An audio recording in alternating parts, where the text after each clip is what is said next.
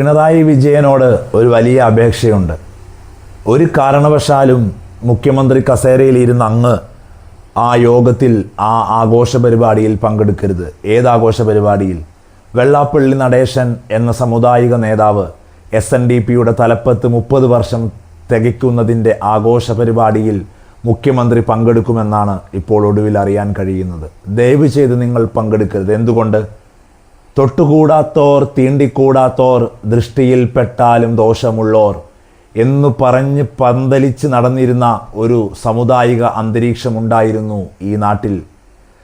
നിങ്ങൾ ഒരാളെ കണ്ടാൽ, ഒരാളെ തൊട്ടാൽ, അവരെ നിങ്ങളുടെ പൊതുവഴിയിൽ അവർ വന്നാൽ, നിങ്ങളുടെ ക്ഷേത്രത്തിൽ അവർ പ്രവേശിച്ചാൽ, അങ്ങനെ കീഴ്ജാതിക്കാരെ മുഴുവൻ അരികുവൽക്കരിച്ചിരുന്ന, ആട്ടിയോടിച്ചിരുന്ന കാലത്ത് ഈ നാട്ടിലെ സാംസ്കാരിക സാമുദായിക കൂട്ടായ്മകൾ നവോത്ഥാനം എന്ന പേരിൽ ഇങ്ങനെ ആ നാടിനെ രക്ഷിക്കാനിറങ്ങിയപ്പോൾ ആ കൂട്ടായ്മയുടെ ഏറ്റവും മുമ്പിലുണ്ടായിരുന്നു ഈഴവ സംഘടനകൾ, ഈഴവർ, SNDPയും എല്ലാം. അതിൻ്റെ തലപ്പത്ത് ഇരിക്കുന്ന വെള്ളാപ്പള്ളി നടേശൻ പറയുന്നത് മതസ്പർദ്ധയാണ്.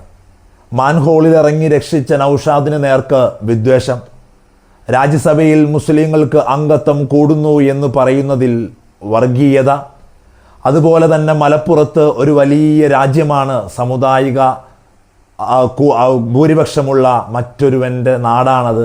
അവിടെ ഈഴവർ ശ്വാസം മുട്ടുന്നു ജീവിക്കാൻ, വീണ്ടും വർഗീയത തുപ്പുന്നു. PC ജോർജിനെ പോലെ വെള്ളാപ്പള്ളി നടേശനും ഈ നാട്ടിൽ എന്നുള്ളതാണ്. PC ജോർജിനെ അറസ്റ്റ് ചെയ്യാൻ മടി കാണിക്കുന്ന പിണറായി, അതുപോലെ തന്നെ വെള്ളാപ്പള്ളിയുടെ 4 വോട്ടിന് വേണ്ടി കഴിഞ്ഞ 2021 ഈഴവരുടെ വോട്ട് നിങ്ങൾക്ക് കിട്ടിയിട്ടില്ല. അതുകൊണ്ട് തന്നെ ആ വോട്ട് ബാങ്ക് ലക്ഷ്യം വെച്ച് തെരഞ്ഞെടുപ്പ് വർഷത്തിലേക്ക് കിടക്കുന്ന ഈ സമയത്ത് ആ വോട്ടിന് വേണ്ടി CPIഎമ്മിൻ്റെ പിണറായി എന്ന് പറയുന്ന ഈ നാട് ഭരിക്കുന്ന മുഖ്യമന്ത്രി ആ സമ്മേളനത്തിന് പോയാൽ വളരെ മോശമായ ഒരു സന്ദേശമായിരിക്കും ഈ നാടിന് കൊടുക്കുന്നത് എന്നതിൽ യാതൊരു സംശയവുമില്ല.